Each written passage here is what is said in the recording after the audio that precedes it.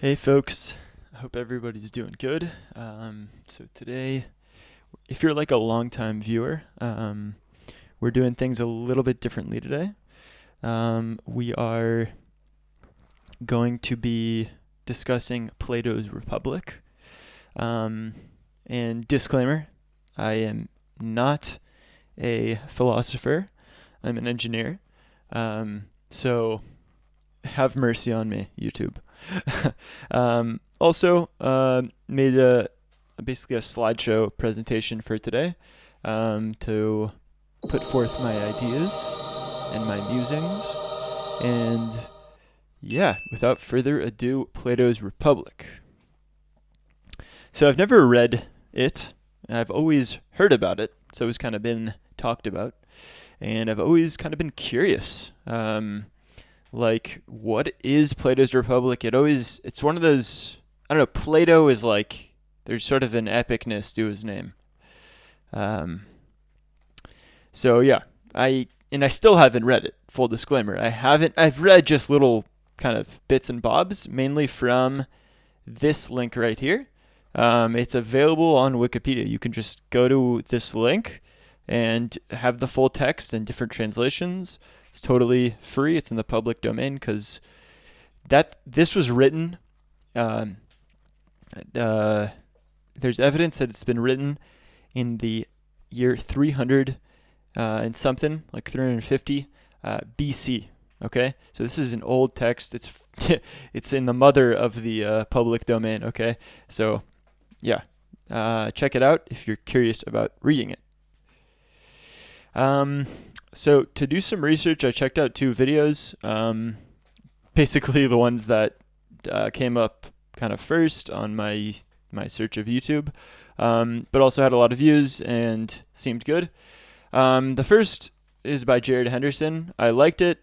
Very kind of nice, cozy, intellectual vibes. A lot of cool ideas. Really broke it down for me. Couldn't recommend enough. If you're really curious about this stuff, check it out.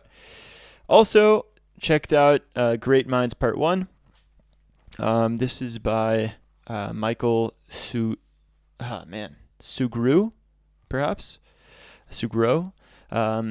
This philosopher, a proper philosopher, is truly a gem. There's a lot of videos on YouTube from this fellow. I believe he's passed away, but yeah, he's truly a gem, and highly, highly recommend checking his lectures out about this topic and others. Okay. So here we go. I'm going to try to give you my half-baked interpretation of Plato's Republic after doing some research. It seems to me this book perhaps is the mother of utopia. Okay, utopia is, I forget who said this, but like it's one of the most dangerous ideas. Okay, this idea where people are living in perfect harmony. Think 1984.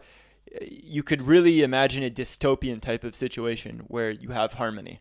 So like a police state, a censored state, a nanny state, where you're always being watched. Okay, that could be you could think of it as a utopia. Another example is like the communist experiment, where like for example under Stalin, millions of people were killed. Okay, just millions of people were killed for the sake of creating this utopian idea of communism, which never came to fruition. So this is from the Wikipedia. It says here, in the dialogue, so no, I'm just going to jump to the state. So he considers the nature of existing regimes and proposed a series of hypothetical cities in comparison, culminating in Callipolis, which I'll talk about more in depth basically in this video. It's a utopian state. It's ruled by a class of philosopher kings. More about it later. So, like I mentioned before, the city that culminates this dialogue is called Callipolis. Kali meaning, I think, beautiful, and polis, of course, being city. But wait, there is more. He drops a bombshell of a sort of chapter on this idea of the allegory of caves, and he introduces something called the theory of forms, which is a mind. It's a mind fork. and it's a huge idea in its own right. And there's many more of these ideas that are huge. And yeah, I can't stress enough that I'm not giving this topic enough justice. So yeah, I don't know if I used the word book here. Yes, I used this word book. That's wrong. Okay, I've already made a mistake. This isn't a book. 'Tis nay a mere book, but yea a dialogue. It's a dialogue. Okay, so I had a hard time understanding this, but let's first read this little blurb here from Wikipedia. Socratic dialogue is a general genre of literary prose developed in Greece during the turn of the 4th century BC, basically when Plato is writing. And we don't. So it's a type of dialogue called the Socratic dialogue. So Socrates is a philosopher, a foundational philosopher in Greek, in the Western intellectual tradition. He authored no texts, as seen here. He authored no texts, and I guess maybe there's Plato's Republic could very well be original ideas of Socrates, but just written down by Plato himself. So I kind of was like, I had a hard time. I was thinking about this idea of dialogues and like, why is it that he didn't just write down his ideas like in a sort of like kind of, today, like popularized nonfiction books today, when some guy, some scholar, some journalist, some politician has an idea, he just writes them down. He just writes his ideas down as is, telling you what they are. So Plato could have just wrote down what Callipolis is, just kind of writing it down. Callipolis is like this, it's like that, it's like this, whatever, yada, yada, yada. He doesn't, though. Instead, he it's two people talking. Sometimes it's Socrates, sometimes it's all these other characters, Glaucon, other sounds that end with ikis, like Thoricus and Titicus, and there's a lot of names. Celephus, Cephalus, all kinds of names. And they're all talking to Socrates, and through their conversations, the ideas are put forward. So this was like hard for me to understand, because people don't write books like this. Like, if a famous politician puts out a book, it's not going to be a dialogue. I mean, it'll just be his kind of experiences, his stories. But it's not like a dialogue between two people. But then after thinking about it some more, I realized, this is like what movies are, and TV shows, and even fiction. It's like there's a lot learned from dialogue in these types of mediums. So it's actually not that foreign. After I thought about it some more, it's not so strange. In fact, it kind of feels like a play. Like for example, this is from some of the text. So it says there's like a little brief sentence. The scene is laid out in the house of Cephalus at Piraeus, and the whole dialogue is narrated by Socrates the day after it actually took place. So we have like a little bit of kind of setting, but it's not the bread and butter of the book. The book is more, or the text is more just like a back and forth. Again, this is called Socratic dialogue. And I'd mentioned it seems kind of like a play, right? So have people made plays of it? And they have. You can find it on YouTube. Not a lot of views. Basically two people talking. It's kind of silly, but I guess that if you were to do a play, you would eventually have these long kind of conversations between two people. Okay, so going back to this idea of utopia, and a very powerful idea, very dangerous idea. So the city is protected, he writes, by a class of guardians.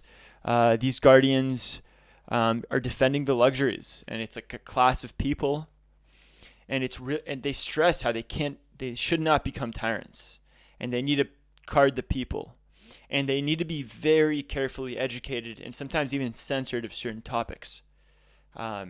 So here we go, already censoring. Okay, we haven't, he already puts forward this idea of utopia, and already to achieve it, there needs to be some censorship, because there's some really bad ideas floating out. So it's like he already, like we already know that there's kind of like like bad nature. So nature is bad. That's why we have to censor. If everything was good always, we wouldn't have to censor. He argue so these guardians need to be censored, and they need to be well educated. They need to be fit. Okay, they need to be super fit. They need to be selected by the rulers, and they put down this like idea of like the parable of metals. So I guess they compare like people's character to gold or silver. I guess gold would be like the best, and bronze maybe a little bit worse, more tarnished. For any anyways, so guardians. So here's an interesting one. So for example, they shall be prohibited from owning private property, privacy and wealth, as to keep their focus on the city. So they can't be corrupted by different like things like owning, like, just owning stuff, like getting big TVs and the best sword and a huge house. Like that stuff takes their focus from what they're there to do, which is have a freaking, work for the people every freaking day. They're representing the people, protecting them. So, I conclude, though, that guardians that are uncorrupted, skilled, and fit, and educated totally makes sense. This is a picture of Leonidas. You can think of Sparta as well. Sparta seems to be like this, like, I don't know. No, I think of Sparta. Let's talk about the city and its cardinal virtues. So, in this city, there's going to be, it's going to involve 4 cardinal virtues. Wisdom, courage, justice, and temperance. Okay. To achieve this, every person is in a class, and he only sticks to his class and does work that has to do with his class. He never changes. So if you're a baker, you'll never be an engineer in this fictional utopia. Also, he writes, or is written, this is off the Wikipedia page, in this ideal city, it would be pointless to worry over specific laws because everyone's really nice, okay? So you don't need to have contracts. But I feel like this for sure is clashing with human nature. Like this whole thing is clashing with human nature. This is my take on it. I think it's more of an ideal. That's what I would say. I'm not a philosopher, but I would say Plato's ideas here are just an ideal. And then you have to think, if it's an ideal, should we strive for this? I don't know. Is it pointless to strive for this ideal utopia where everyone is virtuous and ruled by these really kind of smart and witty people? Now we enter the philosopher kings. So a philosopher king is this hypothetical ruler in whom political skills are combined with physical knowledge. Okay, the concept of the city-state ruled by philosophers is explored here in Plato's Republic. So to rule over these people, you can only have a philosopher. Why? Because philosophers are very unique people who have an ability to see a completely different dimension than modern everyday folk. Okay, and this is explained or elucidated through something that we'll talk about in a moment. And so there you have it. So you have a perfect city, and it's ruled by philosopher kings. I didn't get into something important that I'm remembering, so I'm going to snap my fingers. So something interesting about Callipolis is that both male and female guardians will receive the same education. So sex is not relevant to the governance of the city, which is pretty woke. That's pretty woke. And this is a foundational Western democratic or Western liberal philosophy text. Okay. And this is, or actually not liberal, just Western philosophical tradition text. And here we go. Bombshell. Sex is not relevant to the governance of the city. the mother of woke. Okay, mother of woke. The mother of eugenics. Okay, so the rulers of the city nonetheless should govern sexual intercourse by organizing sex festivals in which is a rigged lottery, which means that gold always wins probably, and he gets to have sex with any female citizens he wants. Okay, eugenics, of course, is when you choose you choose you match mates together because they both have the right genetics and they look the best or perform the best or the smartest or the tallest or whatever. And this is from the Wikipedia of eugenics. It says Plato's political philosophy included the belief that human reproduction should be cautiously monitored and controlled by the state through selective breeding. So the mother of eugenics and the mother of the kibbutz. Okay, if you've not heard of a kibbutz, we'll talk about it in a second. So it says here, the subsequent children from the sex shall be raised ignorant of their parents. Okay, so that all parents think of all children as their own. Okay, there's a risk of incest, of course, but everyone is just raised communally, and there's no regard for who the parents are. And so a kibbutz is this socialist experiment that was a huge, a huge percentage, not a huge percentage, but involved hundreds of thousands of Israelis for 60 years. This was it's still going on, sort of, but where they raised their children communally. And it says here, the founders of the kibbutz actually aimed to create a new man of the utopian society by raising their kids communally reared kids, trying to make them all the same and not have the parents involved and have everyone in the community feel like each kid is their own kid in a way. By the way, this is not being done anymore, but yeah. There you have it. Okay, so we have this idealized sort of commune. All the kids are everyone's kids. Sex is done by lottery. Guardian, you're ruled by this perfect class of people. You're ruled by a philosopher, king. And there we have it. But wait, there's more, okay? And here's the biggest bomb, probably, of them all.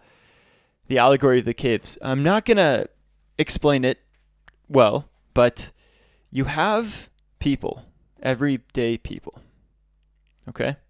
They're trapped and locked behind this wall.